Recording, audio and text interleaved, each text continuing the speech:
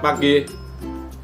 Jumpa lagi bersama saya Mr. Rudy di acara sharing tentang bisnis MLM ya teman-teman.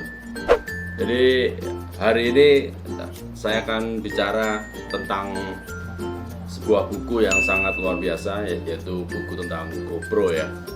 Dan di dalam buku ini kita akan bahas per babnya. Apa aja sih yang harus kita ketahui dalam membangun sebuah bisnis MLM. Oke, yang pertama kita harus tahu apa sih perbedaan antara bisnis konvensional dengan bisnis MLM. Pada dasarnya semua bisnis itu sama, yaitu adanya hubungan transaksi antara konsumen dan produsen ya. Dan di bisnis konvensional orang mengenal yang namanya single level. Jadi dari pabrik ke distributor ke agen ke toko ke konsumen. Itu single level. Beda dengan multi level marketing MLM, dia memakai sistem multi level. Jadi banyak jenjang. Dan sebenarnya keuntungan membangun bisnis baik itu konvensional atau MLM itu semua punya resiko.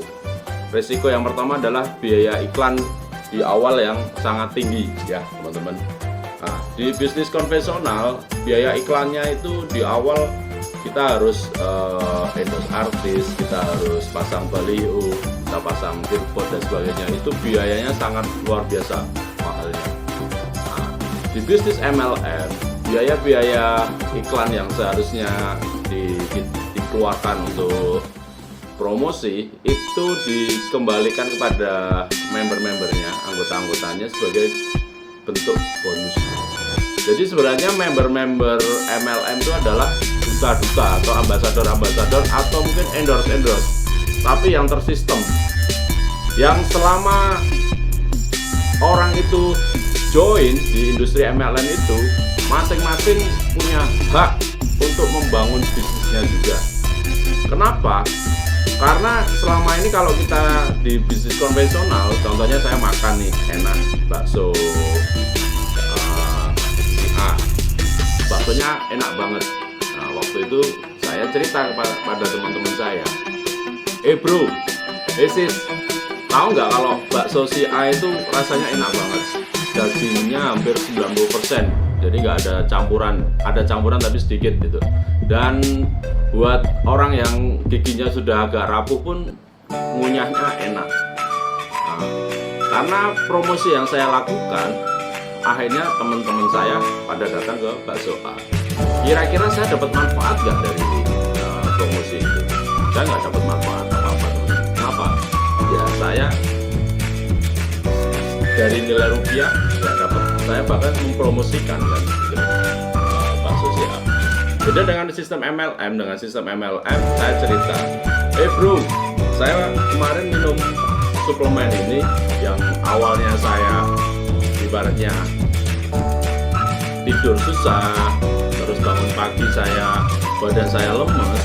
Setelah minum ini esoknya paginya badan saya seger. Bahkan saya dapat bonus. Biasanya saya itu 2 hari sekali baru buang air besar, tapi dengan minum ini saya tiap bisa rutin buang air besar. Nah, dari cerita yang saya lakukan itu akhirnya banyak teman-teman saya yang beli. Kira-kira saya dapat nilai rupiah nggak? Dapat teman-teman. Itulah perbandingan antara bisnis konvensional sama MLM kalau dari sudut kita sebagai konsumen. Jadi kalau di bisnis konvensional kita nggak mungkin masuk jalur distribusinya karena biasanya sudah diblok. Tapi kalau dengan sistem MLM kita masuk ke jalur distribusinya, kita mampu. Bahkan kita bisa punya peluang untuk mendapatkan penghasilan yang sangat besar. Jadi buat teman-teman yang saat ini masih bingung mau bisnis apa, konvensional atau MLM, ya silahkan, tinggal Anda pilih. Semua punya resiko. Di bisnis konvensional Anda harus butuh modal yang sangat besar untuk memulai, juga harus promosi, juga harus edukasi juga. Kalau di bisnis MLM biayanya nggak terlalu besar, sama, kita juga harus promosi, edukasi, training dan sebagainya, tapi kita punya potensi income yang sangat luar biasa di industri MLM. Jadi tinggal Anda putuskan mau bisnis apa, yang penting Anda serius, Anda konsisten, Anda komitmen, dan Anda harus berpikir, bekerja, dan menganalisa bisnis Anda setiap saat. Terima kasih. Salam dari saya, Mr. Rudy, dan sampai ketemu di vlog-vlog saya selanjutnya. Thank you.